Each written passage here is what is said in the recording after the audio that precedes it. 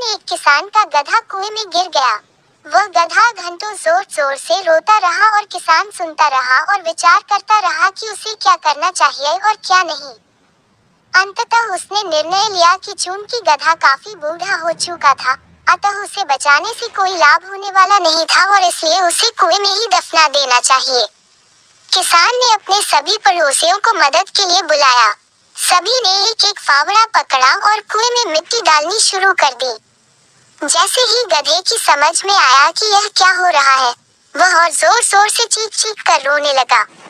और फिर अचानक वह आश्चर्यजनक रूप से शांत हो गया। सब लोग चुपचाप कुएं में मिट्टी डालते रहे।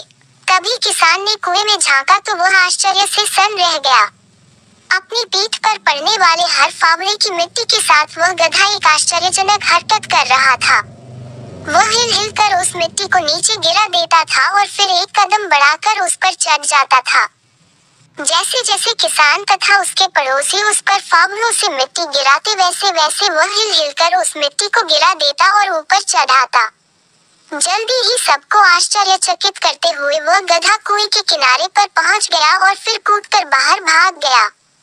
ध्यान रखो, तुम्हारे जीवन में भी तुम पर बहुत तरह की मिट्टी फेंकी जाएगी, बहुत तरह की गंदगी तुम पर गिरेगी। जैसे कि तुम्हें आगे बढ़ने से रोकने के लिए कोई बेकार में ही तुम्हारी आलोचना करेगा, कोई तुम्हारी सफलता से ईर्ष्या के कारण तुम्हें बेकार में ही भला बुरा कहेगा, कोई तुमसे आगे निकलने के लिए ऐसे रास्ते अपनाता हुआ दिखेगा जो तुम्हारे आदर्शों के विरुद्ध होंगे।